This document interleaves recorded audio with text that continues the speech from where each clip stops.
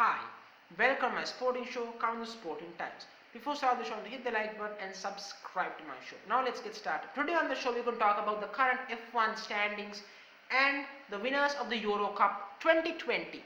Italy. We're going to talk about them and the situation the English players have faced as expected. So now let's get started. Let's start with the F1 event first. Less harsh to talk about.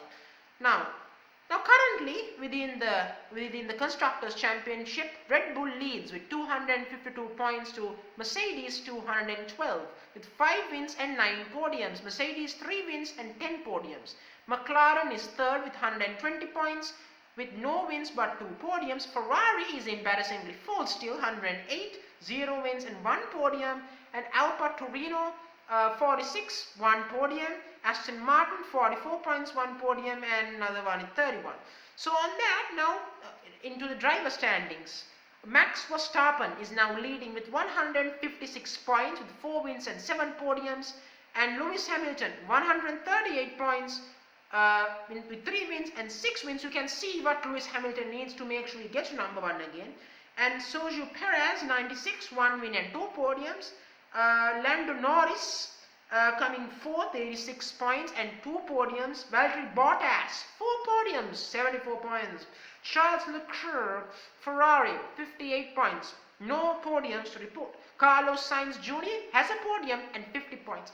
Well, the driver standings is clear. Max Verstappen is now leading. There is still plenty of time to get to number 1 for Lewis Hamilton.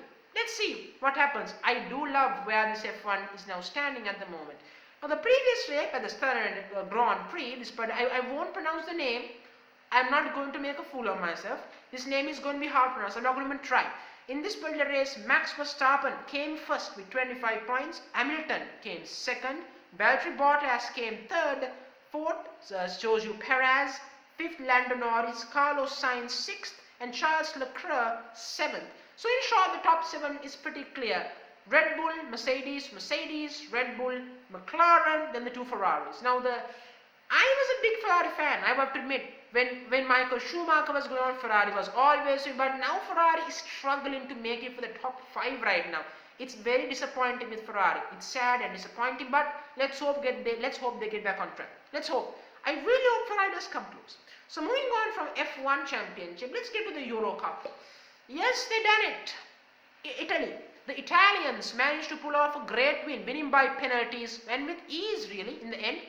With England missing out on the penalties, missing penalties, all the drama and the chaos, but credit should be due where it's due.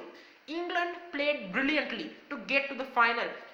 This is the first time in 55 years they have been in a final of a major event.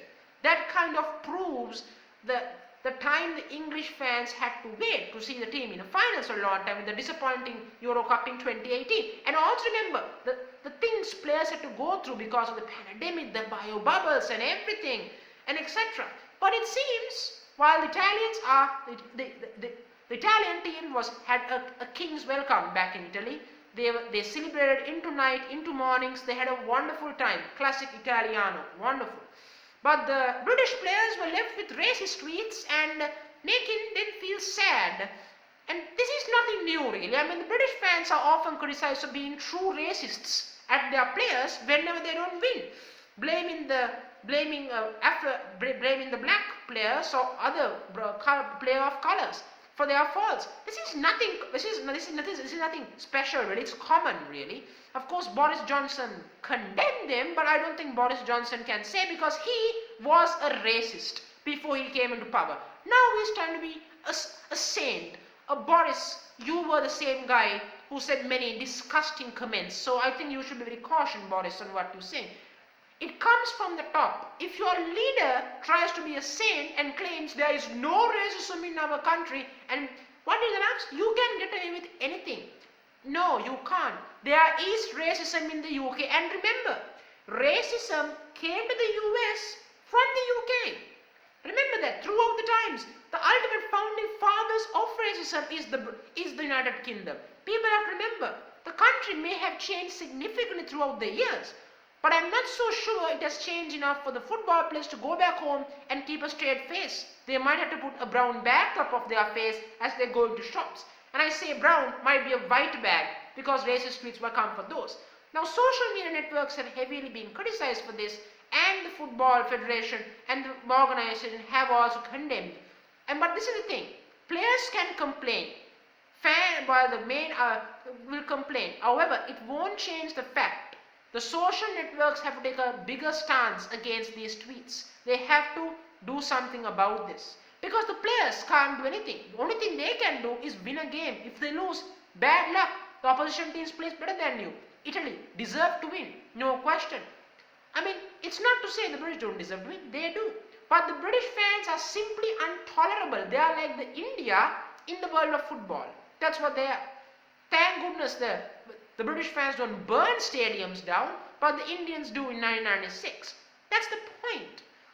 It's sad where racism stands. Racism should not be in sports. It should not be. It shouldn't exist, but they do. It does exist. It's sad. It shouldn't be, and it's petty. From the people who does that should not be allowed to ever to speak a word.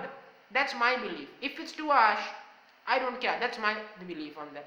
So on that note, I'm going to end the video. Thank you very much for joining me on the show.